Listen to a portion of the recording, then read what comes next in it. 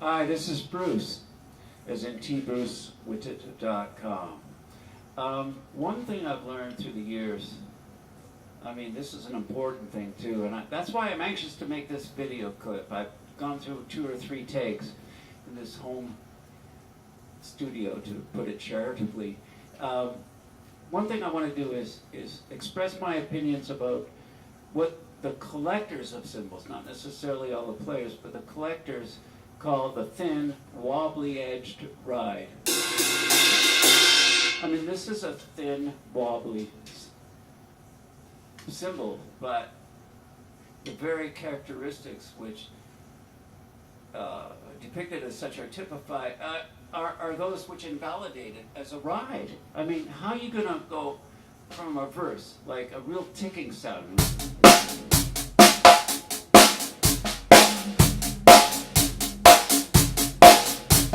and you're getting ready to do your fill and go into the chorus. 2.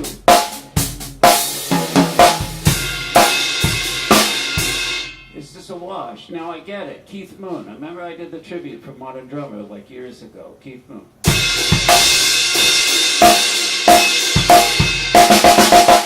You know, I get it. The surf, the wash.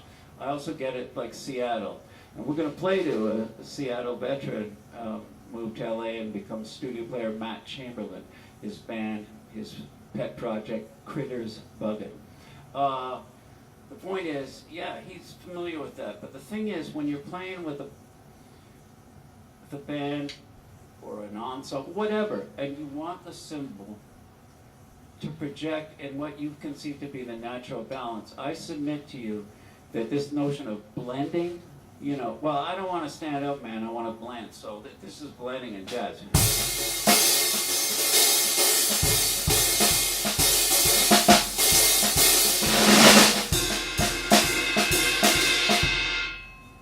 Let's record it. What you hear in the playback is tick, tick, tick, tick, tick, tick.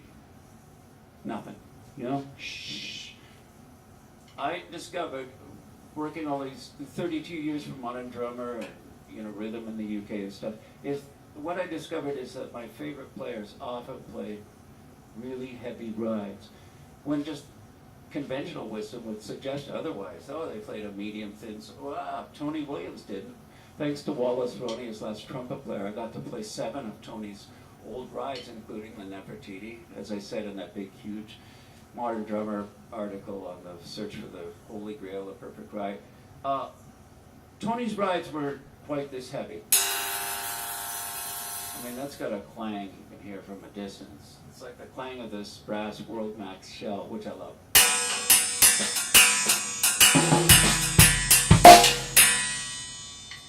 It's percussion, man. But the thing is, sometimes you need that articulation to cut through, so the final mix is as you would have it, you know, if you were listening at home, and you would want to hear the ride here, and you would want to hear the hi-hat here. Not some sort of...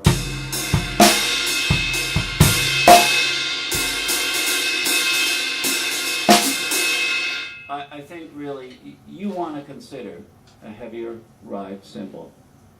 I really do. And forget about all this wobbly edge thing.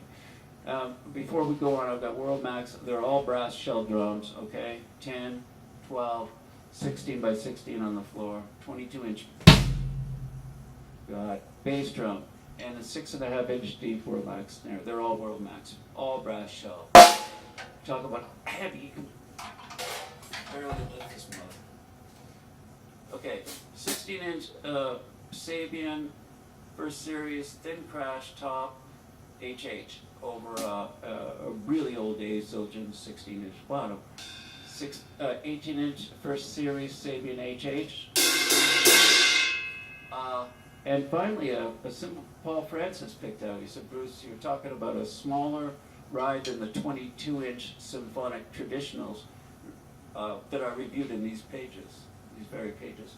He said, I think this might make a good ride. When I got here, it was like...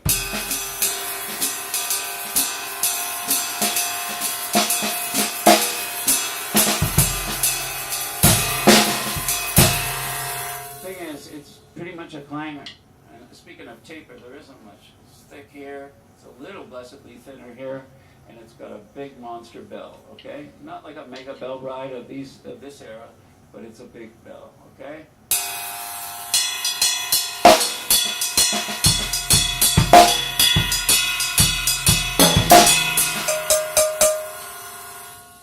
So you get this cymbal home, okay? You buy a cymbal in the store. You bring it home, and you got your low ceiling, drywall ceiling, tiny room, and there's no band, there's no orchestra, and you play it. And you just hear this stuff, like, what have I done? I've spent a week's pay or whatever the cymbals cost these days. So what I want to do is just illustrate how you shouldn't give up on a cymbal, how you should pick them heavier to start with, and then listen to them in context with a band before you make your decision to get rid of them, okay? So let's hear this one with Matt Chamberlain's band, Critters Buggin'. I may have to restart it, fire it up, but give me a second, okay?